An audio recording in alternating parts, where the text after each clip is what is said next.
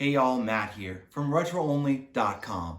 Today I'm going to be talking again about the Nintendo Switch, and more specifically, Nintendo Switch controllers. Here in front of me I have 5 different controllers that I purchased for my Nintendo Switch, and I tested them out to see which one has the longest battery life. So that way you know going in to purchase them what kind of battery life you can expect to get from these different controllers.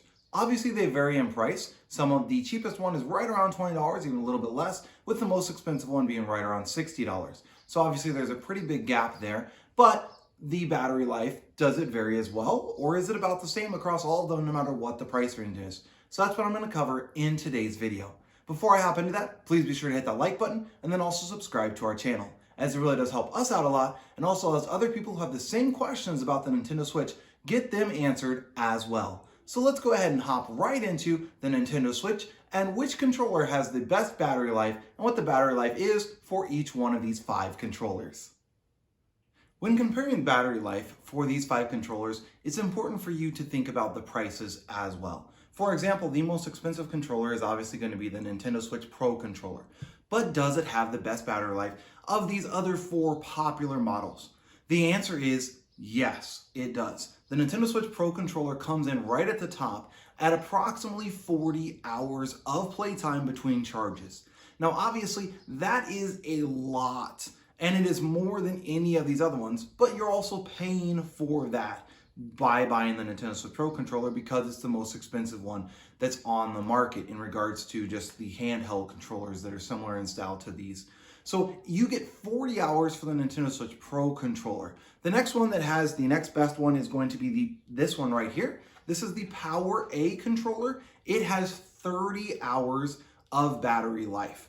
So it's close to the Pro, but not quite there. You're talking the Pro has about 10 hours more than the PowerA wireless one does. And the PowerA wireless one will tend to run $10 to $15 cheaper than the Pro. So you get 30 hours of playtime between charges for this one. The next one is the 8-bit Do controller.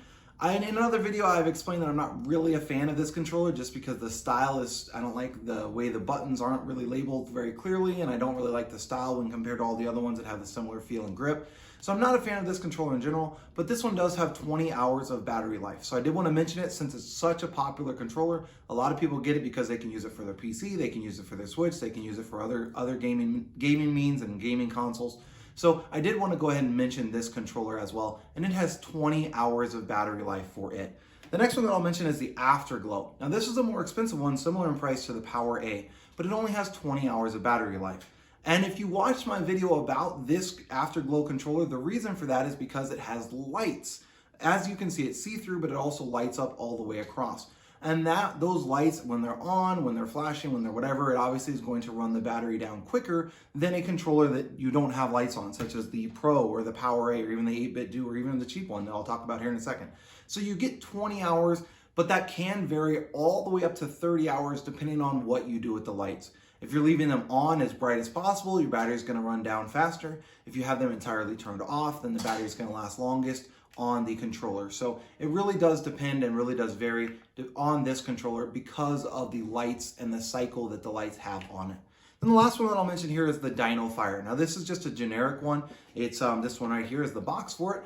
This one runs right between $15 and $20, sometimes a little more, sometimes a little less, but it's right in that price range, around the $20 price range. The cheapest, of course, of all of them when compared. And because it's the cheapest, you also get the lowest battery life. This one only has about 10 hours of playtime before you'll have to recharge it. So honestly, if you play video games very often, you're going to be recharging this one every couple of days. While this one, you can go a week or more, the Nintendo Switch Pro controller, you can go a week or more between charges since you have the 40 hours on that one. However, the price is considerably cheaper. You've got $15, $20, and there's all sorts of different variations of this one on Amazon. Be sure and check out the reviews of the sellers, check out the reviews of them, but it's really just a generic one that you can get from all kinds of different sellers on Amazon, eBay, those sorts of things. And this one has about a 10-hour battery life. So if you play 4 hours a day, it's going to need recharge about every 2.5 days, somewhere in that ballpark. Whereas if you play 4 hours a day, the Pro controller won't need charge for 10 days.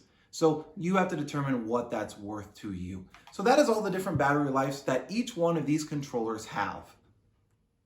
I hope that this video has been helpful to you in breaking down the exact amount of battery life that you can expect from each one of these controllers to help you decide which one of these controllers is best for you. If you want a full comparison of all 5 of these controllers, I did a full breakdown, including the battery life, including how far away from the Switch you can get, durability, drop test as well, right in this video right up here. So be sure and click on that and check that out to get a full comparison of these controllers. Again, my name is Matt from RetroOnly.com. Have a great day.